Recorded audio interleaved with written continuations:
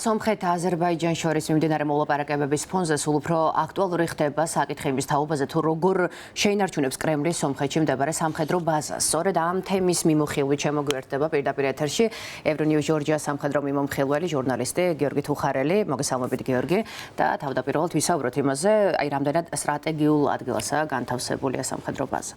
გამარჯობა, ეს ბაზა, რომელიც გიუმრიში მდებარეობს რუსეთის 102 სამხედრო ბაზა არის სომხეთის ჩრდილო-დასავლეთ ნაწილში.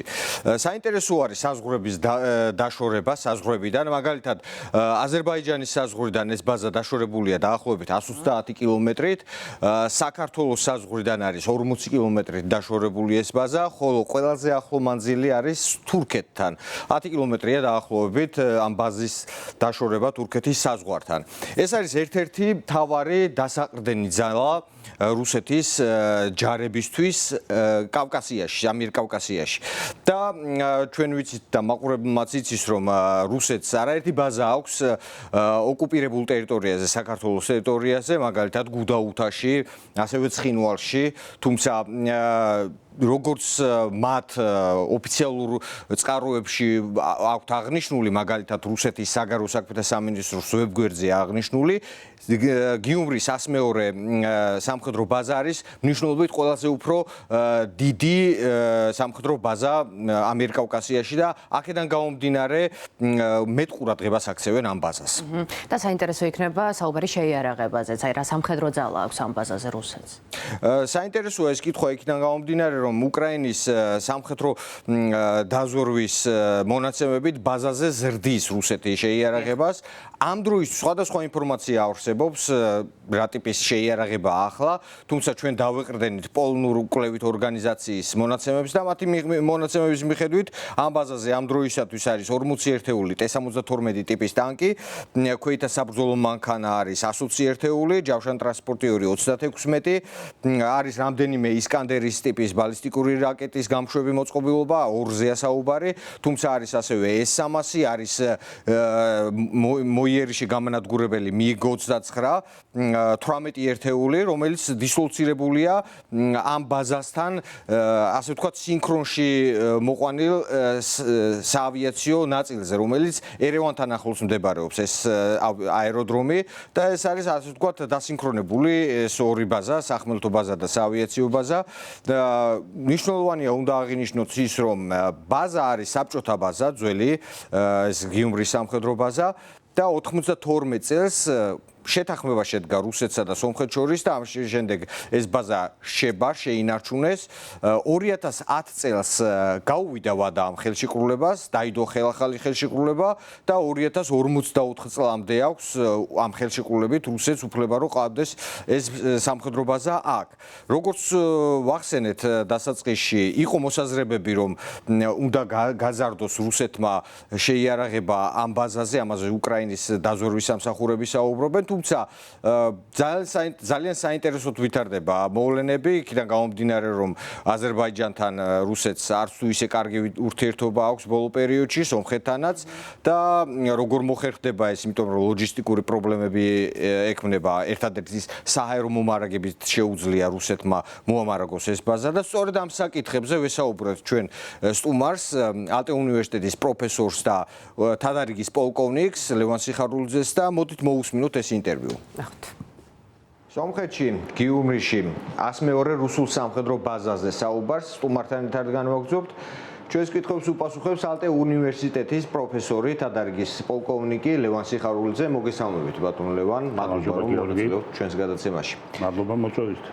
პირველი კითხვა მექნება ზოგადი, რა მნიშვნელობის სამხედრო ნაწილი იყო ეს საბჭოთა პერიოდში და რა მნიშვნელობას იძენს თანამედროვე ცხოვრებაში რუსეთის თავდაცვის შეიარაღებული ძალებისთვის გიუმრის 102 ბაზა? საბჭოთა პერიოდში აქ დივიზიის ზომის დონის ქვედანაყოფით ეს იყო მოტომსროლელი დივიზია. დღეს ასეთი მოცულობა მას არ გააჩნია, მოცულობა შემცირებულია და მთელი რიგი მოდიფიკაციებისა და გადაკეთების შემდეგ მოტომსროლელი ბრიგადის დონეზე არის დაყვანილი ერთი პერიოდი იყო 74 ბრიგადის სახელწოდებით ცნობილი, ახლა უბრალოდ ეს არის 102 ბაზა, რომელიც მოიცავს გიუმრის და უშუალოდ ერებუნში გაშლილ სამხედრო საჰაერო ძალების ნაწილს. კონტექსტი რომ ავიღოთ მთლიანი, ანუ რუსეთს სამხედრო ნაწილები, მნიშვნელოვანი სამხედრო ნაწილები აქვს საქართველოს ოკუპირებულ რეგიონებში, გუდაუთაში, ცხინვალში და აი ამ კონტექსტში ახლა რა მნიშვნელობას იძენს რუსეთისთვის გიუმრიში დამატებით სამხედრო ბაზის შენარჩუნება, იმიტომ რომ საუბარი არის, რომ თქვათ უკრაინის დაზვერვის მთავარმა სამმართველომ არაერთხელ გაავრცელა ცნობები, რომ რუსეთი გეგმავს უფრო გაზარდოს მასშტაბები ამ ბაზის.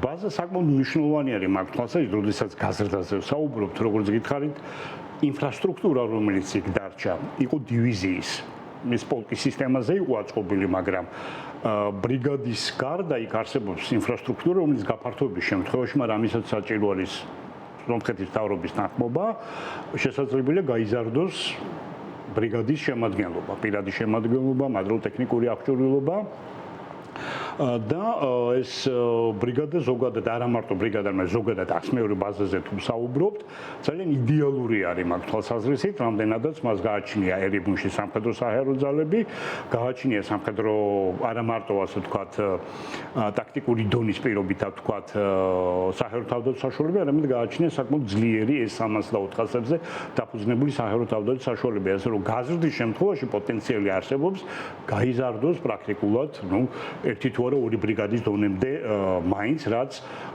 ასე ვთქვათ რადიოელექტრონული დაზვერვის ან დაზვერვის სხვა საშუალებებთან ერთად ყველაზე ღრმად არის შეჭრილი ერთის მხრივ ნატოს ფლანგში, მეორე ძალიან კარგი საშუალება არის თვალყური ადევნოს ირანისა და ახლო აღმოსავლეთში მიმდინარე საშუალებებს და ამდენად არ არის გამორიცხული წმინდა ტექნიკური თვალსაზრისით და იგეგმებოდეს ამის გაკეთება. თუმცა მას შეიძლება ცოტა მეტი პოლიტიკური დატვირთვაც ჰქონდეს, მით უმეტეს რომ მომავალ წელს ივნისში არის პარლამენტის არჩევნები სომხეთში. ამ კონტექსტში საკმაოდ მნიშვნელოვანი არის ის პრობლემები, რომლებიც დღეს რუსეთს უდგას, როდესაც საქმე ეხება ლოგისტიკას ამ ბაზის, იმიტომ რომ ფაქტობრივად თვითონაც აღიარებენ ერთადერთი საჰაერო გზით არის ლოგისტიკა. რა სცენარებზე შეიძლება მუშაობდეს კრემლი იმისთვის, რომ ეს პრობლემა გადაიჭრას, იმიტომ საკმაოდ ბოლო პერიოდში დაეძაბა კრემლს ვითარება ბაქოსთან, სომხეთთანაც არ აქვს მაინც და მაინც დაალაგებული სიტუაცია, მაგრამ ეს ბაზა, რო თქვენ აღნიშნეთ, მათთვის სტრატეგიულად მნიშვნელოვანია.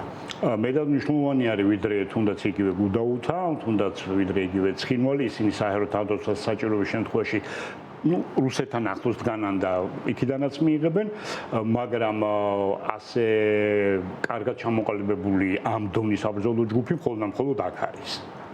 მხოლოდ გიუმრიში არის. შესაბამისად, ლოჯისტიკა საკმაოდ სერიოზული პრობლემებია, მარტო ჰაერი არის დარჩენილი.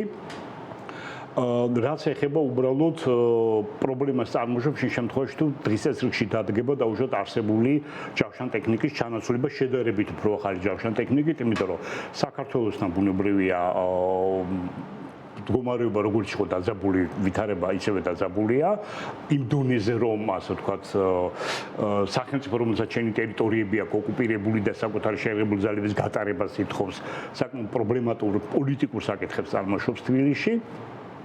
აზერბაიჯანთან კარგად ვიცით რაც მოხდა, აღარ გავაგრძელებ მაგაზე სიტყვას, მაგრამ დანარჩენი დაუშვათ თუ საქმე ეხება მხოლოდ პირად შემადგენლობას, ეს გაცილებით უფრო ადვილად ხერხდება სამოქალაქო ავიაციის დახმარებით. თავდაცვის სამინისტრო რუსეთის ფედერაციის უზრუნველყოფს მათ ლოჯისტიკას, ოღონდ ამას აკეთებენ ადგილობრივი სომხური კონტრაქტორები და ქვეკონტრაქტორები, ყველგან სადაც შეუძლიათ მათ შეიძინონ ის საქონელი, რომლის შეძენაც შესაძლებელია, ბუნებრივია ეს მოხდება. ირანი რჩება ჯერჯერობით ერთ-ერთ საშუალებად, თუმცა თუ მოხდება დეესკალაცია, გარკვეულწილად შესაძლებელია გამოყენებული იქნეს სხვა საშუალებებიც. თუ ძირითადად აქცენტი მაინც თბილისზე გამოდის, ვფიქრობ, რომ თბილისთან მიმართებაში საკმაოდ პრობლემატური იქნება.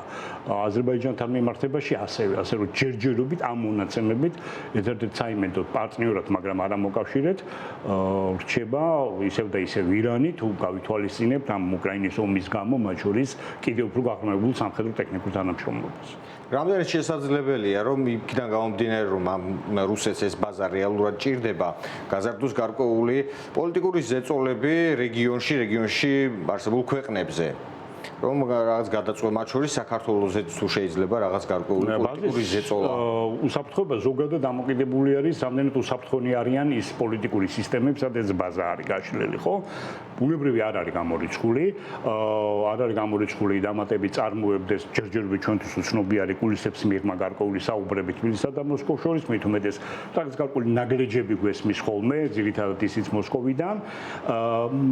ბუნებრივია მიმდინარეობს დეესკალაციაზე საუბრები, მოლაპარაკებები ბაქოსთან, მაგრამ ზოგადად მთლიანობაში როგორც დღევანდელი შეხვედრაც უჩვენებს, 10 ივლისის შეხვედრა, სადაც განტოლებიდან პრაქტიკულად გამორიცხული არის რუსეთი. თორსტები აბიდაბიში მიმდინარეობდა შეხვედრა, მიუთითებს რომ ეს გიუმრის ბაზის საკითხი მართლა დღის წესრიგში საკმაოდ უწვავად დგება, განსაკუთრებით მისი მომარაგება. პრაქტიკულად გამოდის ანკლავი, რომელიც პირადი შემადგენლობით შეიძლება უზრუნველყო, მას შეიძლება კონდეს ყველაფერი სხვა, მაგრამ გარკვეულ დროში შეიძლება ჩამორჩეს მისი მატერიალურ-ტექნიკური აღჭურვილობა და მაშინ მას აზრი ეკარგება, განსაკუთრებით ესეთი სადაზვერვო ინფორმაციის მოპოვების თვალსაზრისით მეზობელ სახელმწიფოებთან მიმართებაში.